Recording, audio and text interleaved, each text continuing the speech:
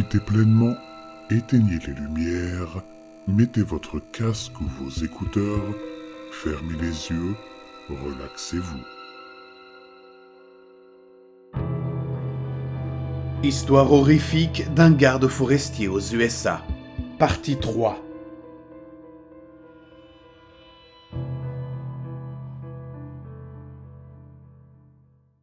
Bonjour à tous, je suis de retour de mon opération d'entraînement et j'ai beaucoup d'histoires intéressantes à partager avec vous. J'en ai assez pour les diviser en plusieurs parties, celle-ci étant la première. Il ne s'est rien passé d'extraordinaire pendant que j'étais là-bas, mais nous avons eu un incident avec un débutant que j'ai trouvé pertinent.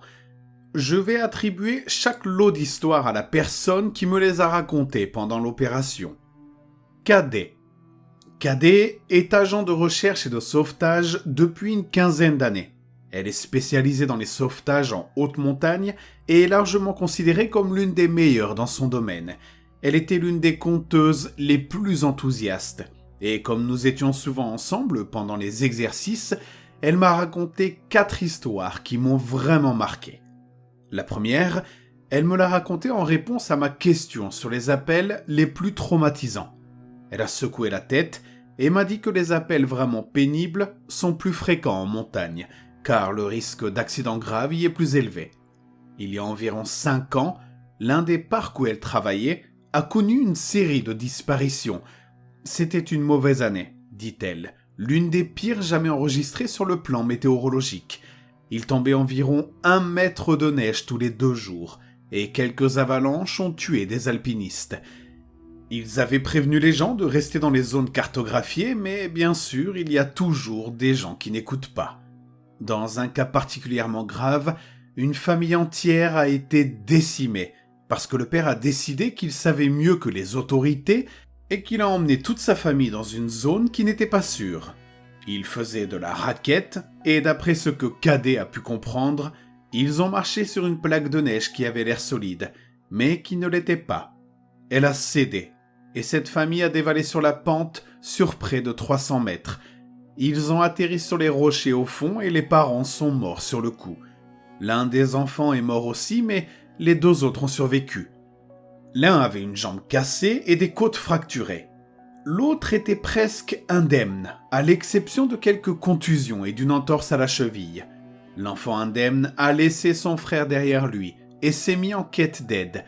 Selon Cadet, l'enfant n'a pas parcouru plus d'un demi-kilomètre avant d'être rattrapé par la tempête. L'enfant s'est arrêté pour essayer de se réchauffer ou peut-être simplement pour se reposer et a fini par mourir de froid. La famille a été retrouvée grâce à l'aide de témoins qui les ont vus s'enfoncer dans la nature et c'est elle qui a trouvé l'enfant qui était mort de froid en cherchant de l'aide. Elle a dit qu'il avait commencé à neiger, juste assez pour obscurcir la vision à longue distance, mais pas assez pour rendre les recherches impossibles. Elle a vu une silhouette assise dans la neige devant elle et l'a rejointe aussi vite que possible.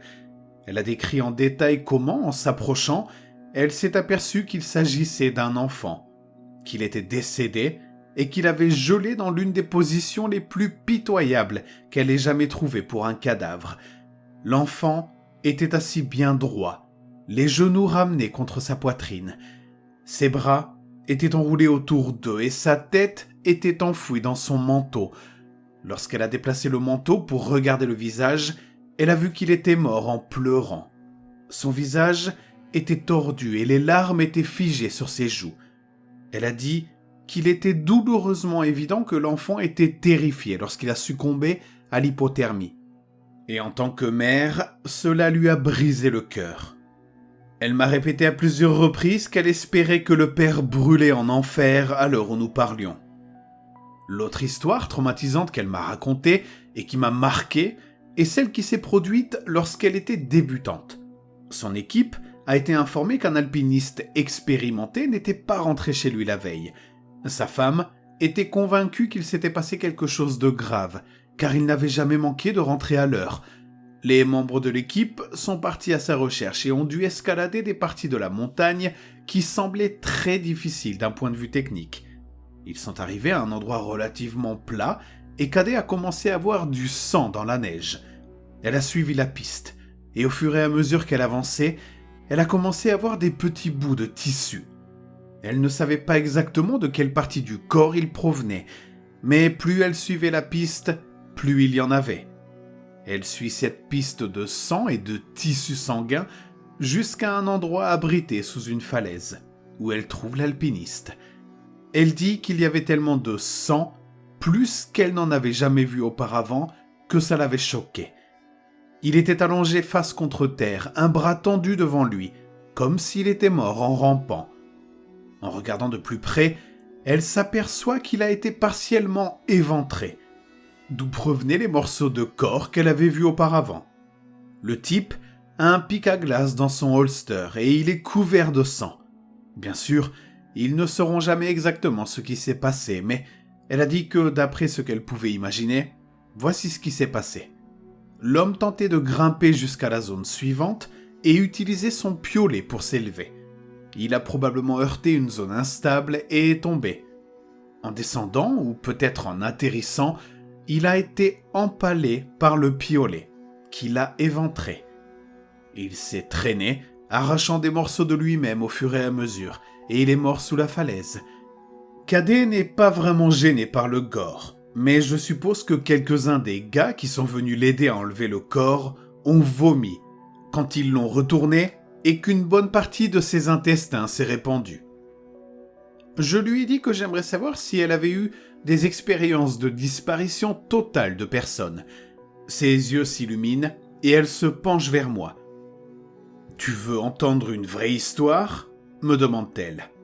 Elle me raconte comment, lorsqu'elle a commencé à travailler, une affaire a fait couler beaucoup d'encre dans les médias. Une famille était partie cueillir des baies dans une zone de la forêt très proche de l'entrée du parc. Ils avaient 2 petits garçons, tous 2 âgés de moins de 5 ans, et à un moment de la journée, l'un d'eux a disparu. Les recherches sont absolument massives et on ne trouve absolument rien. C'est un autre de ces cas où c'est comme si l'enfant n'avait jamais été là. Les chiens se contentent de rester assis et ne détectent rien.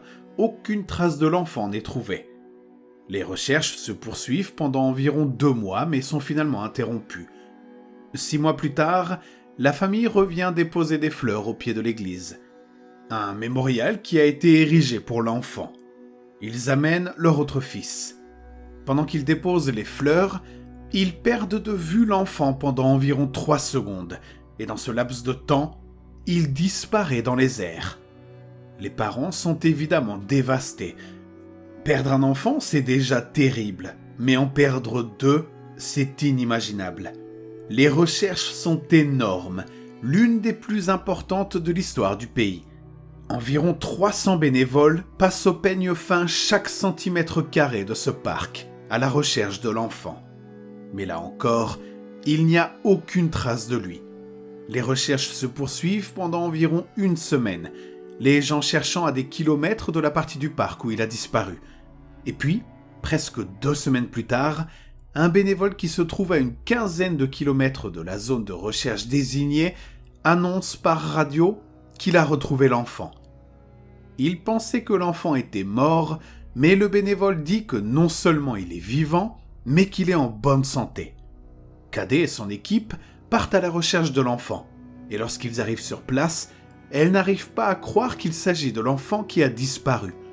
Ses vêtements sont propres, il n'y a aucune trace de saleté sur lui, et il ne semble pas avoir été traumatisé. Le bénévole dit qu'il a trouvé l'enfant assis sur un tronc, jouant avec un petit paquet de brindilles relié à une vieille corde. Cadet lui demande où il était, avec qui il était pendant ces 2 semaines, et l'enfant répond qu'il était avec l'homme flou. Cadet croit fermement au Yéti, alors elle s'emballe et lui demande ce qu'il entend par flou. Cadet se demande s'il ne s'est pas trompé, qu'il ne voulait pas dire crépu ou poilu. Mais l'enfant répond que non, l'homme n'était pas poilu, c'était un homme flou. Et il décrit un homme flou comme lorsqu'on ferme les yeux mais pas complètement. Il dit que l'homme est sorti des arbres et qu'il l'a emmené avec lui dans les bois. L'enfant dit qu'il a dormi dans un arbre creux et que l'homme flou lui a donné des baies à manger. Cadet demande si l'homme était méchant, s'il a fait peur à l'enfant. Et l'enfant répond non, il n'était pas effrayant, mais je n'ai pas aimé le fait qu'il n'avait pas d'yeux. Cadet dit qu'il ramène l'enfant au quartier général et qu'un policier l'emmène en ville pour lui parler davantage de ce qui s'est passé. Elle est amie avec le policier qui lui a parlé et elle dit que l'enfant a décrit avoir été gardé dans cet arbre par un homme flou et qu'on lui donnait des baies chaque fois qu'il avait faim. Il était autorisé à se promener dans une clairière bien précise, mais lorsqu'il essayait d'aller plus loin, l'homme flou se mettait en colère et criait très fort, même s'il n'avait pas de bouche, pour reprendre les mots du petit garçon. Lorsque l'enfant avait peur la nuit, l'homme flou l'éclairait et lui donnait le paquet de brindilles. Il dit que l'homme flou allait le garder, mais qu'il a dû le laisser partir parce que l'enfant n'était pas de la bonne espèce, selon ses dires. L'enfant ne peut ou ne veut pas en dire plus. Les policiers ne savent plus où donner de la tête, et les recherches pour retrouver son frère reprennent sans résultat. L'enfant n'a aucune idée de l'endroit où se trouve son frère, et ils ne le retrouveront jamais. La dernière histoire que Cadet m'a racontée est celle d'un événement qui lui est arrivé lorsqu'elle a été séparée de son groupe d'entraînement alors qu'elle était débutante. Ils apprenaient les bases de l'assurage en haute altitude sur un versant bien cartographié de la montagne, et elle avait besoin d'aller aux toilettes. Elle s'est éloignée d'une 50aine de mètres du groupe pendant une pause repas et a fait ses besoins. Je vais vous raconter la suite exactement comme elle me l'a raconté. Je vais donc pisser et une fois que j'ai fini, je commence à retourner vers le groupe. Mais je n'ai fait que 5 mètres lorsque je me rends compte que je ne sais pas du tout où je suis. Et il ne s'agissait pas d'un « oh, j'ai fait demi-tour ». Je veux dire que je n'avais littéralement aucune putain d'idée d'où j'étais. Je ne sais même plus dans quelle région j'étais. Je pense que c'est ce que ressentent les personnes amnésiques. T'es complètement perdu et tu sais pas quoi faire. Je suis donc resté là un moment, à essayer de comprendre où j'étais et ce que j'étais censé faire.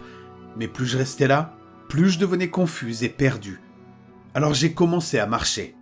Si je me souviens bien, j'ai choisi une direction au hasard et je me suis lancé. Et pendant que je marche, la situation empire de plus en plus, au point que je n'ai plus aucune idée de la raison pour laquelle je suis dans la montagne. Je me traîne dans la neige et je commence à entendre cette voix. C'est un peu dans ma tête, enfin presque. Comme si une grenouille pouvait parler tout bas et croissant. Elle me répète sans cesse « Tout va bien, il faut juste que tu trouves quelque chose à manger. Trouve quelque chose à manger et tout ira bien. Continue de marcher et trouve quelque chose à manger. Mange, mange !» Je commence donc à chercher quelque chose à manger et je jure devant Dieu que je n'ai jamais eu aussi faim de toute ma vie. C'était sans fond. Et je pense que j'aurais mangé à peu près n'importe quoi qu'on aurait mis devant moi à ce moment-là. Je n'avais aucune notion du temps. Donc je n'avais aucune idée du temps que j'avais passé dehors quand j'ai entendu cette voix réelle venir vers moi. Je me dirige vers cette voix réelle et j'aperçois l'un des autres secoureurs qui a l'air terrifié. Il court vers moi, me demande si je vais bien et ce que je fais ici. Et ce qui est effrayant, c'est que pendant qu'il courait vers moi, je me suis vu en train d'attraper mon couteau de chasse dans ma ceinture. Je ne pense même pas à ce que je fais, mais je me dis qu'il faut que je mange. Si je mange pas, je ne serai plus jamais bien. Alors il faut que je mange. Bien sûr, il me voit prendre mon couteau et il recule tout de suite. Il me crie dessus et me somme de ranger mon couteau, qu'il ne va pas me faire de mal. Et cela me fait reculer. Tout à coup, je sais exactement où je suis et je range mon couteau. Je cours vers lui et lui demande depuis combien de temps je suis parti, pensant qu'il va me dire que je suis parti depuis une demi-heure environ. Mais il me dit que je suis parti depuis 2 putains de jours. J'ai franchi 2 sommets et je me suis retrouvé presque de l'autre côté de la montagne. Et si j'avais continué, j'aurais fini par m'égarer dans environ 300 km de nature sauvage. Il ne m'aurait jamais retrouvé. Il n'arrive pas à croire que je ne suis pas morte et bien sûr, je ne sais pas quoi en penser. Pour moi, le temps ne s'est pas du tout écoulé. Je ne dis rien. Je retourne avec lui à un point de rendez-vous et on me ramène au QG pour me transporter par avion à l'hôpital.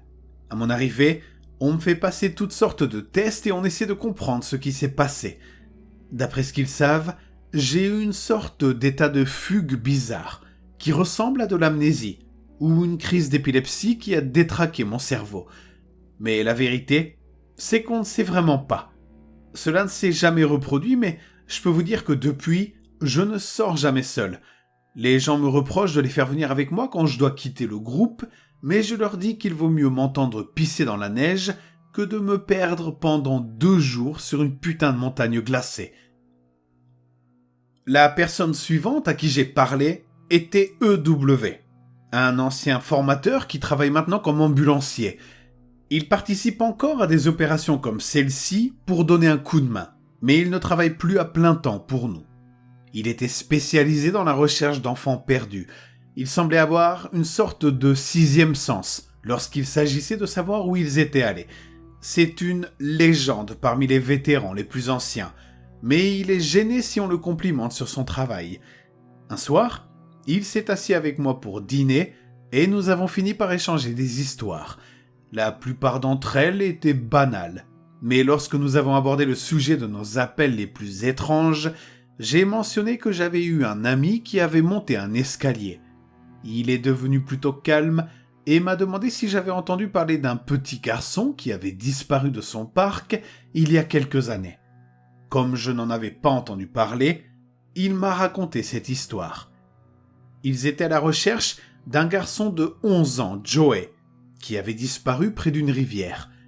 Bien sûr, la première idée était qu'il était tombé dans l'eau et s'était noyé. Mais lorsqu'ils ont fait sortir les chiens, ceux-ci ont conduit les agents des services de recherche et de sauvetage loin de la rivière, et dans une zone très densément boisée. Lorsque nous recherchons des personnes, nous procédons à un quadrillage, et nous fouillons chaque case du quadrillage de manière extrêmement minutieuse. L'équipe d'EW a tout de suite remarqué qu'un schéma très étrange se dessinait. Les chiens qui se trouvaient dans des cases alternées captaient l'odeur de Joey, mais la perdaient lorsqu'ils se trouvaient dans une autre case. Si vous pensez à un damier, l'odeur de Joey était captée dans des carrés noirs aléatoires, mais jamais dans des carrés rouges. Bien sûr, cela n'avait aucun sens, car comment le gamin pouvait-il passer d'une zone à l'autre sans laisser d'odeur à chaque endroit où il passait ? EW et son partenaire passent dans une nouvelle case de la grille, et EW remarque un escalier à une 50aine de mètres. Il dit à son partenaire qu'ils doivent aller vérifier à proximité, mais ce dernier refuse catégoriquement. Il dit à EW qu'il a pris l'habitude de ne jamais s'approcher des escaliers quand il les voit, et que même s'il s'agit d'une routine, il ne doit pas prétendre que c'est normal. Il dit à EW qu'il attendra en vue pendant que EW vérifie. EW dit qu'il était irrité, mais qu'il avait de la sympathie pour cet homme et qu'il ne l'a pas poussé à parler de ce sujet. Voilà ce que dit EW. Je me suis dirigé vers les escaliers. Ils étaient petits, un peu comme les escaliers d'une cave. Je n'ai pas vraiment de sentiment particulier à leur égard, je veux dire les escaliers. Alors je n'ai pas eu peur ou quoi que ce soit d'autre. Je crois que je suis comme tout le monde et que je préfère ne pas trop y penser. Quoi qu'il en soit, je me suis approché et j'ai vu qu'il y avait quelque chose qui gisait sur la dernière marche, un peu recroquevillé. Mon cœur s'est emballé, parce que bien sûr, on espère toujours le meilleur, et nous étions convaincus que nous allions retrouver cet enfant vivant, car il n'avait disparu que depuis quelques heures. Mais j'ai tout de suite su que c'était lui et qu'il était mort. Il était recroquevillé en boule sur la marche, se tenant le ventre. On aurait dit qu'il avait eu très mal quand il est mort, mais je n'ai pas vu de sang, sauf sur ses lèvres et son menton. J'ai signalé par radio que je l'avais trouvé, et nous avons ramené son corps au commandement. Cette pauvre famille était dévastée. Les parents ne comprenaient pas comment il pouvait être mort, car il n'était parti que depuis très peu de temps. Et en plus, nous n'avions aucune cause évidente de décès, ce qui n'a fait qu'empirer les choses.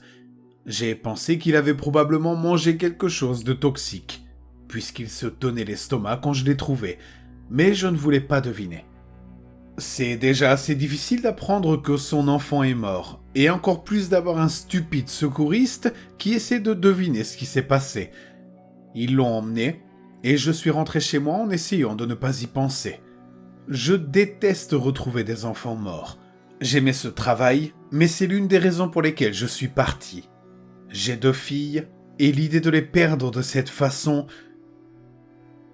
EW s'est un peu étouffé.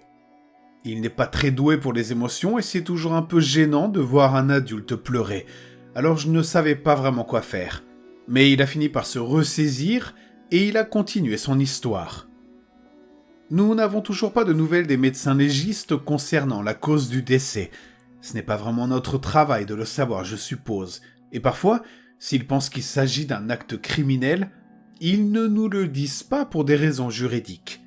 Mais j'ai un ami qui travaille dans le commissariat, et il me transmet généralement toute information intéressante si je lui demande. Dans ce cas précis, j'ai reçu un appel de sa part environ 1 semaine plus tard. Il m'a demandé si je me souvenais du gamin, et bien sûr, je m'en souviens. Et il m'a dit que s'il se passait des choses vraiment bizarres, il devait me le dire. Il m'a également dit « EW, tu vas me prendre pour un fou, mais le médecin légiste n'a aucune idée de ce qui est arrivé à ce gamin. Il n'a jamais vu rien de tel. » Mon ami me raconte ensuite que lorsque le médecin légiste a ouvert l'enfant, il n'arrivait pas à croire ce qu'il voyait. Les organes du gamin étaient comme du gruyère. Des trous de la taille d'une balle de golf ont été percés dans presque tous les organes de ce gamin, à l'exception de son cœur et de ses poumons. Mais son côlon, son estomac, ses reins et même l'un de ses testicules était plein de ces trous. Mon ami m'a dit que le médecin légiste avait décrit la situation comme si quelqu'un avait pris un perforateur et avait fait des trous dans tous les organes, tellement ils étaient nets. Mais le gamin n'avait pas la moindre égratignure, aucune blessure d'entrée ou de sortie. La personne la plus proche que l'on ait jamais vue était un homme qui s'était rempli de chevrotines il y a environ 1 an en nettoyant son fusil. Personne n'avait la moindre idée de ce qui avait pu causer cela. Mon ami m'a demandé si j'avais déjà entendu parler de quelque chose de semblable ou si nous avions eu des cas similaires dans le passé. Mais je n'avais jamais entendu parler d'une telle chose, et je lui ai dit que je ne lui serais d'aucune aide. Pour autant que je sache, le médecin légiste a déterminé la cause du décès comme étant une hémorragie interne massive, mais personne ne sait ce qui s'est réellement passé. Je n'ai jamais pu oublier cet enfant. J'en fais parfois des cauchemars. Je ne laisse pas mes enfants aller seuls dans les bois et quand nous y allons ensemble, je ne les quitte jamais des yeux. Avant, j'adorais être là-bas. Mais cette affaire et quelques autres ont tout gâché pour moi. Le dîner était terminé et nous avons commencé à nettoyer et à retourner à nos cabanes. Avant de nous séparer, EW a posé sa main sur mon épaule et m'a regardé de très près. Il m'a dit qu'il y avait de mauvaises choses ici, des choses qui ne se soucient pas de savoir si nous avons des familles ou des vies, ou si nous pouvons penser et ressentir. Il m'a dit de faire attention et il est parti. Je n'ai pas eu l'occasion de lui reparler, mais cette histoire est restée gravée dans ma mémoire.